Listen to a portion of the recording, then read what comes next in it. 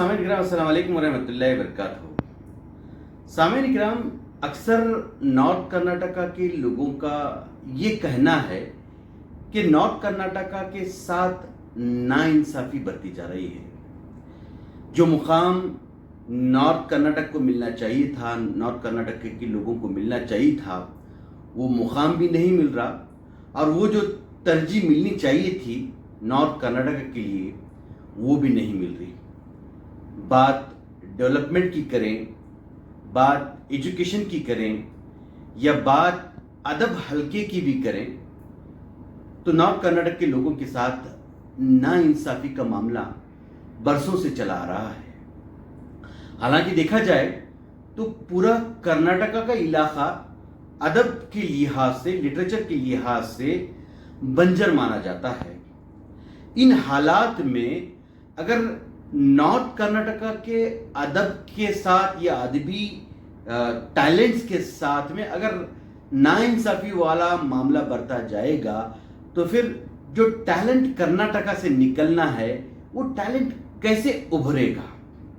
हालांकि कर्नाटका में उतने अदब के लिहाज से या शेर व शायरी के लिहाज से उतने टैलेंट्स नहीं निकलते जितना नॉर्थ इंडिया में निकलते हैं।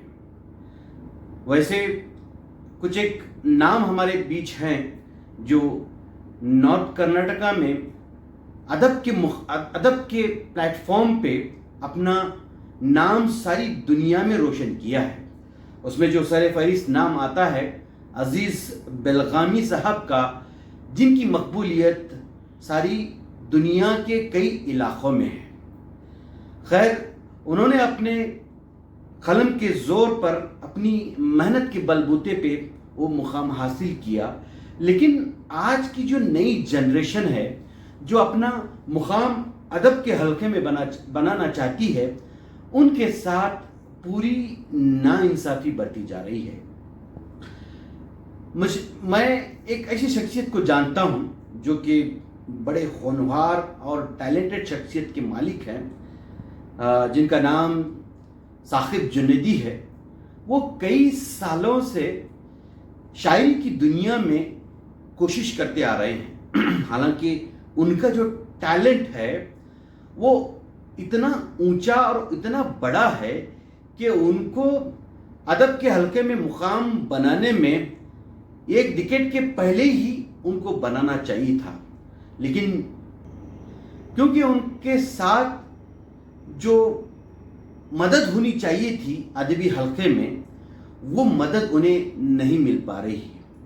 हालांकि बेंगलुरु जैसे इलाके में या हैदराबाद कर्नाटक के इलाके में बहुत से मुशायरे होते हैं, लेकिन उन्हें उन मुशायरों में बुलाया नहीं जाता। हालांकि मैंने कई बार कोशिशें की हैं हैदराबाद कर्नाटक के में जहाँ कहीं मुशायरे होते हैं उनका नाम रिकमेंड करने की, और बेंगलोर में भी मैंने कोशिश की है।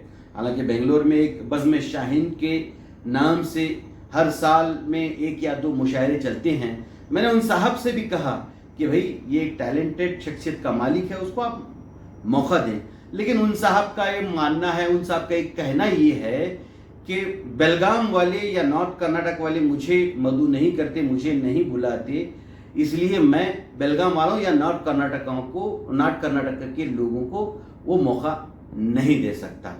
हालांकि इन साहब का ये मामला है कि जहां कहीं उनको दावत दी जाती है वो लोगों को अपने मुशायरे में दावत देते हैं। हालांकि ये बिल्कुल गलत है।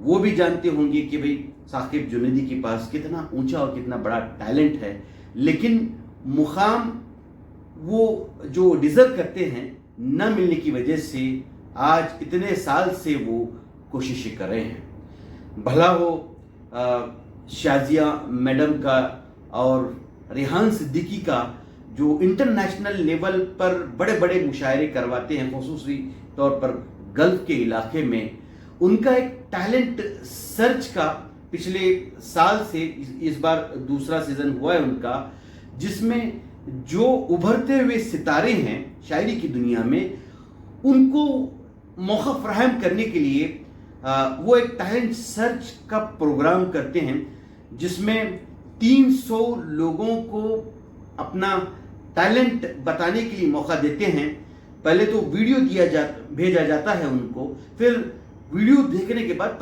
50 ٹیلنٹڈ لوگوں کو وہ شارٹ لسٹ کرتے ہیں، پھر انہیں بلا کر لکھنؤ میں ان کا ایک مقابلہ کیا جاتا ہے، پھر اس کے بعد 13 لوگوں کا سلیکشن ہوتا ہے اور ان 13 لوگوں کو لے کر باقاعدہ ایک مشاعرہ کیا جاتا ہے، پھر ان میں سے 3 یا 5 لوگوں کو سلیکٹ کر کے گلف کے مشاعروں میں موقع دیا جاتا ہے۔ اس بار ثاقب جنیدی صاحب نے بھی اس مقابلے کے لیے اپنا نام پیش کیا۔ 300 میں سے 50 لوگوں میں ان کا سلیکشن ہوا۔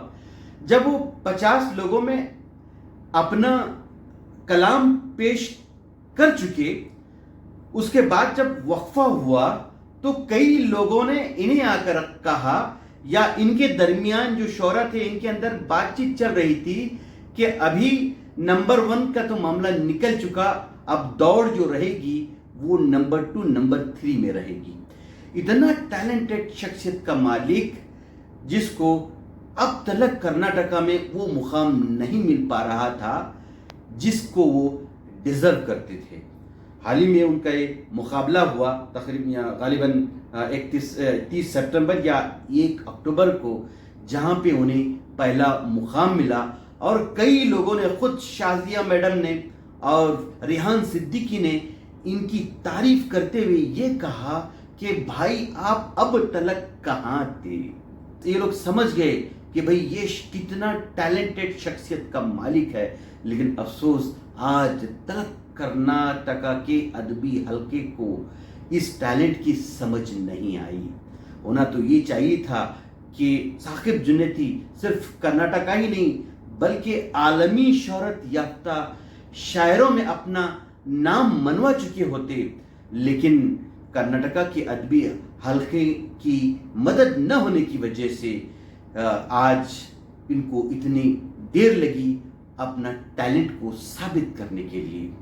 یہ لمحہ فکر صرف کرناٹکا کے یا نارتھ کرناٹکا کے لوگوں کے لیے نہیں بلکہ پورے ہندوستان کے لیے ہے کہ اتنا ٹیلنٹ کا ماہر بندہ آج اس کو اپنا مقام بنانے کے لیے اتنا وقت لگ گیا۔ ایسے کئی اور ثاقب جنیدی ہوں گے جن کے پاس ٹیلنٹ ہونے کے باوجود آج وہ اپنا نام شاعری کی دنیا میں یا ادب کی دنیا میں وہ اپنا مقام یا نام نہیں بنا پا رہے ہیں۔ تو میں بڑے خلوص نیت کے ساتھ یہ کہنا چاہ رہا ہوں کہ جہاں کہیں بھی آپ لوگوں کو ٹیلنٹ ملے، آپ کو چاہیے کہ ان کے ٹیلنٹ کے مطابق ان کو موقع فراہم کیے جائیں، تاکہ ان کے ٹیلنٹ کی وجہ سے ان کے مقام کا بھی نام روشن ہو، کرناٹکا کا بھی نام روشن ہو، ادب کا بھی نام روشن ہو، اور ایسے ٹیلنٹ کو ابھرنے کے لیے آسان راہیں فراہم ہو۔ آپ نے مجھے سنا، بہت بہت شکریہ۔ السلام علیکم ورحمۃ اللہ وبرکاتہ۔